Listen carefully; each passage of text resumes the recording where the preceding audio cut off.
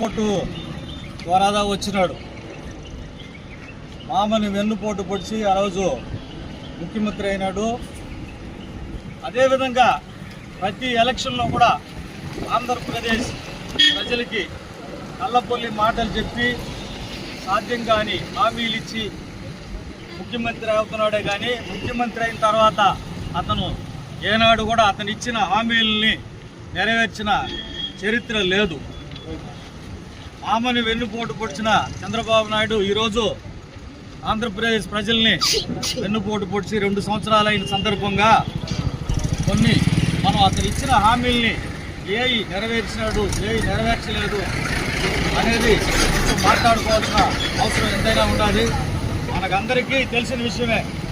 అన్నిటికంటే ముఖ్యమైనది ఆ రోజు మహిళల్ని అందరూ జగన్మోహన్ రెడ్డి పక్షాన ఉండాలని చెప్పి ఆ రోజు జగన్మోహన్ రెడ్డి 45 సంవత్సరాల నుంచి 59 సంవత్సరాల వరకు ఉండే మహిళలకి వైఎస్ఆర్ చేయూత్ అని చెప్పి 18,700 రూపాయలు ఇస్తే దాన్ని చెడగొట్టాలా, దీనికి ధీటుగా ఏదో ఒకటి చేయాలని 18 సంవత్సరాలు నిండిన వయసు నుంచి 59 వయసు వరకు ప్రతి మహిళకి ప్రతి నెల 1,500 రూపాయలు అని చెప్పి మహిళల్ని అట్రాక్ట్ చేశాడు. కానీ 2 సంవత్సరాలైంది, ఇప్పటి వరకు ఆ మహిళలకు ఇచ్చిన హామీ ఏమైందని చెప్పి ఈ సందర్భంగా చంద్రబాబు నాయుడిని నిలదీస్తూ ఉన్నాం.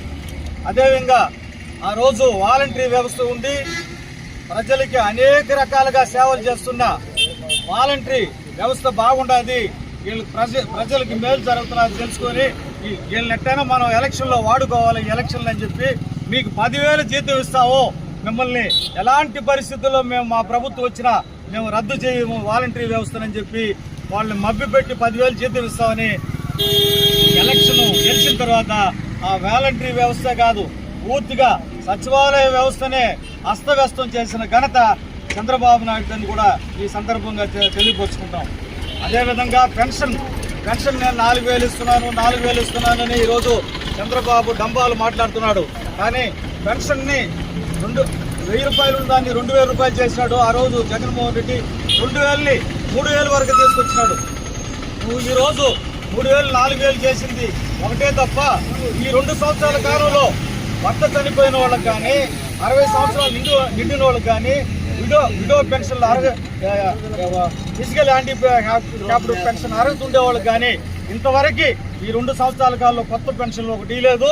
ఇవ్వకపోగా చాలా మందిని 50 సంవత్సరాల వాళ్ళకి ఇస్తామన్నారు పెన్షన్. చాలా